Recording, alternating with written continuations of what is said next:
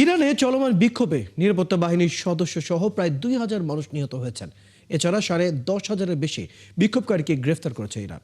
এমন পরিস্থিতিতে গত ২ সপ্তাহ ধরে চলা সরকার বিরোধী বিক্ষোভে অংশ নেওয়া এক বিক্ষোভকারীর মৃত্যুদণ্ড কার্যকর করতে যাচ্ছে ইরান। আরও জানাচ্ছেন চৈতি সারোয়ার।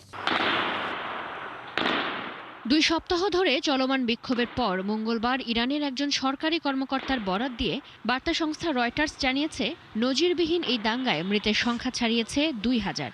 এই প্রথম কর্তৃপক্ষ এত বিপুল সংখ্যক মানুষের মৃত্যুর কথা স্বীকার করল। তবে নিহতদের মধ্যে কতজন বেসামরিক নাগরিক আর কতজন নিরাপত্তা বাহিনীর সদস্য সে বিষয়ে কোনো নির্দিষ্ট তথ্য দেননি সরকারি কর্মকর্তা। এর আগে একটি মানবাধিকার সংস্থা জানিয়েছিল, বিক্ষোভে শত শত মানুষ নিহত এবং হাজার হাজার মানুষকে গ্রেপ্তার করা হয়েছে। তবে বরাবরই সে তথ্য অস্বীকার করছিল ইরান কর্তৃপক্ষ। এদিকে ইরানের বিভিন্ন বাড়ি থেকে মার্কিন অস্ত্র ও বিস্ফোরক সরঞ্জাম উদ্ধারের দাবি করেছে দেশটির গোয়েন্দা সংস্থা। এগুলো তথাকথিত সেল সদস্যদের কাছে ছিল উল্লেখ করে গোয়েন্দারা দাবি করে, অস্ত্রগুলো নাশকতা চালানোর উদ্দেশ্যে মজুত করা হয়েছিল। অন্যদিকে বিক্ষোভকারীদের ওপর ইরান সরকারের দমন পীড়নের দিকে ইঙ্গিত করে দেশটিতে আবার সামরিক পদক্ষেপের হুমকি দিয়েছেন মার্কিন প্রেসিডেন্ট ডোনাল্ড ট্রাম্প। জবাবে ইরান বলেছে, যুদ্ধ না চাইলেও তেহরান পুরোপুরি প্রস্তুত রয়েছে। এমন পরিস্থিতিতে গত ২ সপ্তাহ ধরে চলা সরকার বিরোধী বিক্ষোভে অংশ নেওয়া এক বিক্ষোভকারীর মৃত্যুদণ্ড কার্যকর করতে যাচ্ছে ইরান। চৈতি সরওয়ার, ৭১। ইরানের বিক্ষোভকারীদের দেশপ্রেমিক অভিহিত করে বিক্ষোভ চালিয়ে যাওয়ার আহ্বান জানিয়েছেন মার্কিন প্রেসিডেন্ট ডোনাল্ড ট্রাম্প। স্থানীয় সময় মঙ্গলবার সামাজিক যোগাযোগ মাধ্যম ট্রুথ সোশ্যালে দেয়া এক পোস্টে এই আহ্বান জানান তিনি। এতে প্রতিষ্ঠানগুলোর দখল নেওয়ার বার্তা দেন ট্রাম্প। এই সময় বিক্ষোভকারীদের সাহায্য পাঠানোর বিষয়েও ইঙ্গিত দেন তিনি। পাশাপাশি বিক্ষোভকারীদের ওপর হত্যাযজ্ঞ না থামানো পর্যন্ত ইরানের সাথে সব বৈঠক বাতিল করার সিদ্ধান্ত জানান তিনি। এই সময় ট্রাম্প আহ্বান জানালেন, যখন বিভিন্ন সংবাদ মাধ্যম ইরানের সরকার বিরোধী বিক্ষোভে তিষ্মিত হয়ে যাওয়ার খবর আসছে। গত ২৮ ডিসেম্বর বিক্ষোভ শুরুর পর থেকেই তেহরানকে নানা হুমকি দিয়ে আসছে ট্রাম্প। ইরানের বিরুদ্ধে যুক্তরাষ্ট্রের নতুন সামরিক হামলার হুমকিতে সম্পূর্ণভাবে অগ্রহণযোগ্য বলে নিন্দা জানিয়েছে রাশিয়া। একই সঙ্গে ইরানের অভ্যন্তরীণ রাজনীতিতে ধ্বংসাত্মক বহিরাগত হস্তক্ষেপের অভিযোগও তুলছে মস্কো। এর বিবৃতিতে রাশিয়া পররাষ্ট্র মন্ত্রণালয় জানায়, ইরানের চলমান পরিস্থিতিকে অজুহাত হিসেবে ব্যবহার করে যারা আবারও দেশটির বিরুদ্ধে আগ্রাসনের পরিকল্পনা করছে, তাদের উচিত এর ভয়াবহ পরিণতি সম্পর্কে সচেতন থাকা। বিবৃতিতে আরও বলা হয়, বাইরের উস্কানিতে সংগঠিত আগ্রাসন মধ্যপ্রাচ্যের পরিস্থিতি ও বৈশ্বিক আন্তর্জাতিক নিরাপত্তার জন্য ভয়াবহ পরিণতি ডেকে আনছে। ইরানের জাহেদানে ইসরায়েলের সাথে যুক্ত সন্ত্রাসী গোষ্ঠীর কয়েকজন সদস্যকে আটক করার দাবি করেছে দেশটির নিরাপত্তা বাহিনী। রাষ্ট্রীয় টেলিভিশনে এক প্রতিবেদনে এই তথ্য জানানো হয়েছে। ইরান দাবি করছে, গোষ্ঠীটি দেশটির পূর্ব সীমান্ত দিয়ে প্রবেশ করে। তাদের কাছে যুক্তরাষ্ট্র ইসরায়েলের তৈরি অস্ত্র ও বিস্ফোরক ছিল। এগুলো দিয়ে তারা নাশকতামূলক কর্মকাণ্ড করার পরিকল্পনা করছিল। এর আগে ইরানের বিভিন্ন বাড়ি থেকে মার্কিন অস্ত্র ও বিস্ফোরক সরঞ্জাম উদ্ধারের দাবি করে দেশটির গোয়েন্দা সংস্থা। এগুলো তথাকথিত সেল সদস্যদের কাছে ছিল বলে জানায় তারা। শুরু থেকেই ইরান দাবি করে আসছে, চলমান বিক্ষোভে প্রভাব বিস্তার করছে যুক্তরাষ্ট্র ও ইসরায়েল। এমনকি তেহরানে হামলা চালানোর জন্য সশস্ত্র গোষ্ঠী আইএসের সদস্যদের পাঠানো হচ্ছে। এদিকে ইউরোপীয় ইউনিয়ন ও দক্ষিণ আমেরিকার বাণিজ্যিক জোট মার্কোসুর বাণিজ্যিক চুক্তির বিরোধিতা সহ নানা দাবিতে বিক্ষোভে নেমেছে ফ্রান্সের কৃষকরা। স্থানীয় সময় মঙ্গলবার ট্র্যাক্টর নিয়ে দেশটির রাজধানী প্যারিসে ট্র্যাক্টর বিক্ষোভ করেন তারা। পরে তারা ফরাসি পার্লামেন্ট ভবনের পাশে অবস্থান নেয়। এক সপ্তাহের মধ্যে এটি তাদের দ্বিতীয় বড় আন্দোলন। ফ্রান্সের কৃষকদের আশঙ্কা, চুক্তিটি কার্যকর হলে স্বল্প মূল্যের দক্ষিণ আমেরিকান কৃষিপণ্য ফ্রান্সের বাজারে প্রবেশ করবে। এতে ফরাসি কৃষি খাত হুমকির মুখে পড়বে। ফরাসি কৃষকরা দীর্ঘদিন ধরে আয় অনিশ্চয়তা, পরিবেশ সংক্রান্ত কঠোর নিয়মকানুন ও সরকারের বিভিন্ন সিদ্ধান্ত নিয়ে ক্ষোভ করে আসছিল। গত ডিসেম্বর থেকে তারা সরকারের বিরুদ্ধে বিক্ষোভ, সড়ক অবরোধ সহ নানা কর্মসূচি পালন করছে। বিশেষ করে গবাদি পশুর চর্মরোগ, ল্যাম্পিং স্কিন ডিজিজ মোকাবেলায় সরকারের ভূমিকা নিয়ে তারা বেশ চটেছিল। সম্প্রতি ইইউ ও মার্কোসুর জোটের মধ্যে একটি বাণিজ্য চুক্তি হয়। এই চুক্তির আওতায় ইউরোপীয় ইউনিয়ন যন্ত্রপাতি, রাসায়নিক পণ্য ও ঔষধ কম শুল্কে রপ্তানি করতে পারবে। এরপরই এর বিরোধিতায় নেমেছে ফ্রান্স ও আয়ারল্যান্ডের অনেক কৃষক।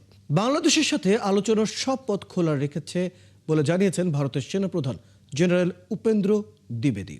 মঙ্গলবার দিল্লিতে সেনাবাহিনীর বার্ষিক সংবাদ সম্মেলনে তিনি বলেন, বাংলাদেশের সশস্ত্র বাহিনী সব চ্যানেলে তাদের সাথে কথাবার্তা বলছেন। ভারতীয় সেনাবাহিনীও তাতে সাড়া দিচ্ছে। পাশাপাশি দেশটির সেনাপ্রধানের সঙ্গে নিয়মিত যোগাযোগ করছেন তারা। যে কোনো ধরনের ভুল বোঝাবুঝি এড়াতে এমন উদ্যোগ নেওয়া হচ্ছে বলে জানান উপেন্দ্র দ্বিবেদী। বলেন, বাংলাদেশের সরকার ও সশস্ত্র বাহিনীর পক্ষে যেসব পদক্ষেপ নেওয়া হচ্ছে তা কোনোভাবেই ভারত বিরোধী নয়। ভারতীয় সেনাবাহিনীর একাধিক যোগাযোগের চ্যানেল সক্রিয় রয়েছে এবং আমি বাংলাদেশের সেনাপ্রধানের সঙ্গে নিয়মিত যোগাযোগ রাখছি। এর উদ্দেশ্য হলো কোনো ধরনের যোগাযোগের বিভ্রাট বা ভুল বোঝাবুঝি না হয়। মিয়ানমারের জান্তা পরিচালিত নির্বাচনে সংসদের নিম্নকক্ষে সংখ্যাগরিষ্ঠ আসনে জয় পাওয়ার দাবি করেছে দেশটির সেনাপন্থী প্রভাবশালী রাজনৈতিক দল union solidarity and development party USDP. দেশটির অনুষ্ঠিত ভোটের দ্বিতীয় ধাপে ইউএসডিপি 61টির মধ্যে 87টি আসনে জিতেছে বলে দাবি করেছে দলটির জ্যেষ্ঠ এক কর্মকর্তা। ফল প্রকাশের অনুমতি না থাকায় তিনি নাম প্রকাশে অস্বীকৃতি জানিয়ে এএফপিকে এই তথ্য দিয়েছেন। প্রথম ধাপে বিপুল জয়ের সঙ্গে এই ফল যোগ হলে এখন পর্যন্ত দলটির নিম্নকক্ষে আসন সংখ্যা দাঁড়ায় 176। যদিও তৃতীয় ধাপে নির্বাচন এখনও অনুষ্ঠিত হয়নি। মিয়ানমারের নিম্নকক্ষে মোট 440টি আসন রয়েছে। তবে সামরিক বাহিনীর প্রণীত সংবিধান অনুযায়ী এর মধ্যে 110টি আসন সশস্ত্র বাহিনীর জন্য সংরক্ষিত। দেশটির তৃতীয় ও শেষ ধাপে ভোট আগামী 25 জানুয়ারি অনুষ্ঠিত হওয়ার কথা রয়েছে। ইউক্রেনের উত্তর পূর্বাঞ্চলীয় শহর খার্কিভে ভয়াবহ ড্রোন হামলা চালিয়েছে রাশিয়া। এতে 4 জনের প্রাণহানি হওয়ার খবর পাওয়া গেছে। খার্কিভের গভর্নর ওলেগ সিনেগোয়েভভ মঙ্গলবার টেলিগ্রামে দেয়া এক বার্তায় জানান, খার্কিভের উপকণ্ঠে শত্রুপক্ষের হামলায় 4 জন নিহত হয়েছেন। তিনি আরও জানান, শিশুদের একটি চিকিৎসা কেন্দ্রে রাশিয়া ড্রোন হামলা চালিয়েছে। ইউক্রেনের সাম্প্রতিক মাসগুলোতে রাশিয়া প্রতিদিন ড্রোন ও ক্ষেপণাস্ত্র হামলা চালাচ্ছে। বিশেষ করে তীব্র শীতের সময় দেশটিতে বিদ্যুৎ সরবরাহ ব্যাহত করতে জ্বালানি অবকাঠামোকে লক্ষ্য করা হচ্ছে। গেল সপ্তাহে ইউক্রেনের বিরুদ্ধে রাশিয়ার ওরেশনিক ব্যালিস্টিক ক্ষেপণাস্ত্র ব্যবহারের ঘটনায় যুক্তরাষ্ট্রসহ কিয়েভের মিত্ররা তীব্র নিন্দা জানায়।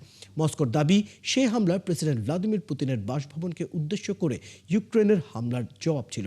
তবে পুতিনের বাসভবনে হামলার অভিযোগ অস্বীকার করেছে কিয়েভ। মিশর, লেবানন ও জর্ডানে মুসলিম ব্রাদারহুড সংশ্লিষ্ট একাধিক সংগঠনকে সন্ত্রাসী হিসেবে ঘোষণা করেছে যুক্তরাষ্ট্র। মঙ্গলবার ত্রাণ ও অর্থমন্ত্রী এবং পররাষ্ট্র মন্ত্রণালয় এই ঘোষণা দেয়। মার্কিন সংবাদ সংস্থা অ্যাসোসিয়েটেড প্রেসের খবরে বলা হয়েছে, বিশ্বজুড়ে ইসরায়েলের প্রতিদ্বন্দ্বী শক্তিগুলোর বিরুদ্ধে ওয়াশিংটনের কঠোর অবস্থানের অংশ হিসেবে এই পদক্ষেপ নেওয়া হয়েছে। আরও জানাচ্ছেন চৈতি সারোয়ার। যুক্তরাষ্ট্রের প্রশাসন মুসলিম ব্রাদারহুডের মধ্যপ্রাচ্যের 3 শাখাকে সন্ত্রাসী সংগঠন হিসেবে চিহ্নিত করেছে। মার্কিন ত্রাণ ও অর্থমন্ত্রী এবং পররাষ্ট্র মন্ত্রণালয় জানায়, লেবানন, জর্ডান ও মিশরের শাখাগুলোকে এই তালিকাভুক্ত করা হয়েছে। যুক্তরাষ্ট্রের স্বার্থ ও নিরাপত্তার জন্য হুমকি হিসেবে বিবেচনা করা হচ্ছে এই সংগঠনগুলোকে। মার্কিন পররাষ্ট্রমন্ত্রী মার্কো রুবিও এক বিবৃতিতে বলেন, মুসলিম ব্রাদারহুডের বিভিন্ন শাখার সহিংসতা ও অস্থিতিশীলতা সৃষ্টির কর্মকাণ্ড ঠেকাতে যে দীর্ঘমেয়াদী প্রচেষ্টা চালাচ্ছে যুক্তরাষ্ট্র, তার প্রথম ধাপ এই ঘোষণা। সন্ত্রাসী কর্মকাণ্ড চালানো বা এতে সহায়তা দেওয়ার জন্য এসব সংগঠন যেন কোনো ধরনের অর্থ ও সম্পদ না পায়, সেজন্য যুক্তরাষ্ট্র সব ধরনের ব্যবস্থা নেবে বলেও জানান রুবিও। বিশ্বব্যাপী সন্ত্রাসী হিসেবে জর্ডান ও মিশরের শাখাগুলোকে বিশেষভাবে চিহ্নিত করা হয়েছে, কারণ তারা হামাসকে সমর্থন দিয়েছে। এই সিদ্ধান্তের ফলে সংশ্লিষ্ট সংগঠনগুলোকে কোনো ধরনের আর্থিক বা বস্তুগত সহায়তা দেয়া অবৈধ বলে গণ্য হবে। একই সাথে সংগঠনগুলোর বর্তমান ও সাবেক সদস্যদের যুক্তরাষ্ট্রে প্রবেশে কঠোর নিষেধাজ্ঞা আরোপ করা হবে এবং তাদের অর্থনৈতিক কর্মকাণ্ডে নিষেধাজ্ঞা দিয়ে আয় বন্ধের চেষ্টা করা হতে পারে। প্রভাব পড়তে পারে কাতার ও তুরস্কের সাথে সম্পর্কের ওপরও। বিশেষজ্ঞদের মতে, যুক্তরাষ্ট্রের পাশাপাশি মুসলিম ব্রাদারহুডের সদস্যদের ভিসা ও আশ্রয় আবেদন প্রভাবিত হতে পারে পশ্চিম ইউরোপ ও কানাডাতেও। মুসলিম ব্রাদারহুড প্রতিষ্ঠিত হয়েছিল 1928 সালে মিশরে। এর প্রতিষ্ঠাতা ছিলেন মিশরের ইসলামী চিন্তাবিদ হাসান আল বান্না। মধ্যপ্রাচ্যের বিভিন্ন দেশে সংগঠনটির শাখা আছে, যার মধ্যে রাজনৈতিক দল ও সামাজিক সংগঠনও অন্তর্ভুক্ত। চৈতি সরোয়ার, 71। বিবিসির বিরুদ্ধে যুক্তরাষ্ট্রের প্রেসিডেন্ট ডোনাল্ড ট্রাম্পের করা $1,000 কোটি মানহানির মামলা খারিজ করার আবেদন করেছে ব্রিটিশ এই সংবাদ মাধ্যম।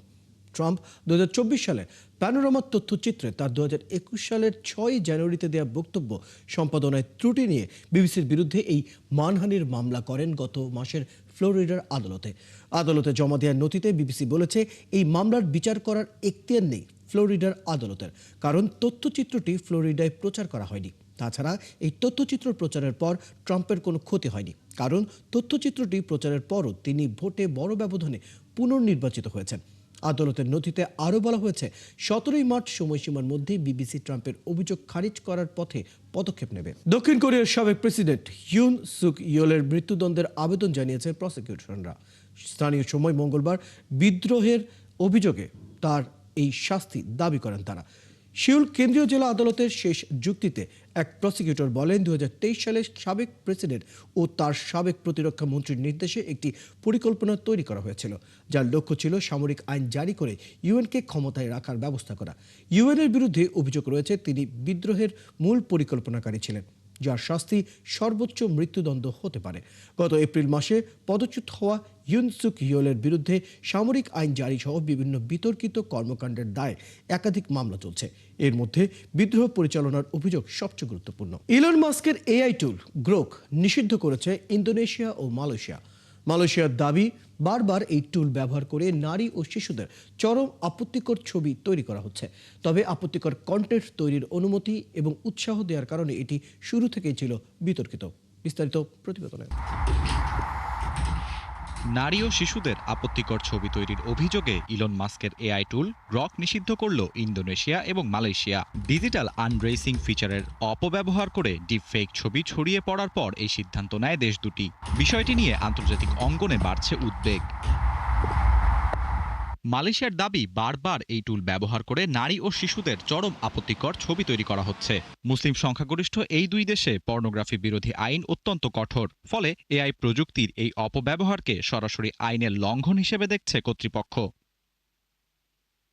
গ্রক মূলত ইলন মাস্কের সামাজিক যোগাযোগ মাধ্যম এক্সের একটি এআই ফিচার। তবে আপত্তিকর কন্টেন্ট তৈরির অনুমতি এবং কিছু ক্ষেত্রে উৎসাহ দেওয়ার কারণে এটি শুরুর থেকেই বিতর্কিত।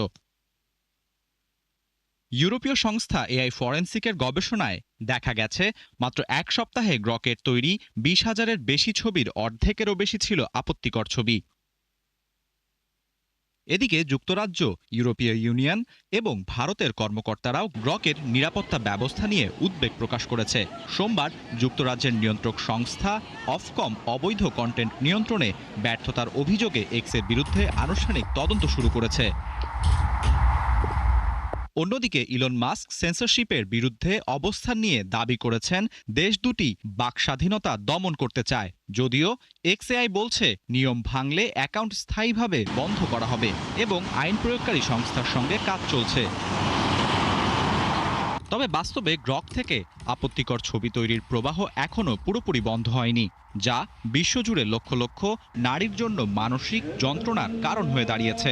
প্রযুক্তির অগ্রগতির সঙ্গে এর অপব্যবহার ঠেকাতে কতটা কঠোর হবে নিয়ন্ত্রণ, এখন সেটি বড় প্রশ্ন। আরাফাত ইসলাম, ৭১। দর্শক, এই ছিল এখনকার আয়োজনে। বিশ্বের আরো নতুন কিছু খবর ও বিশ্লেষণ নিয়ে দুপুর 1:30টায় আবারও হাজির হব বিশ্বযোগে। চোখ রাখুন একাত্তরের ফেসবুক পেজে এবং সাবস্ক্রাইব করুন একাত্তরের ইউটিউব চ্যানেল। একাত্তরের সাথে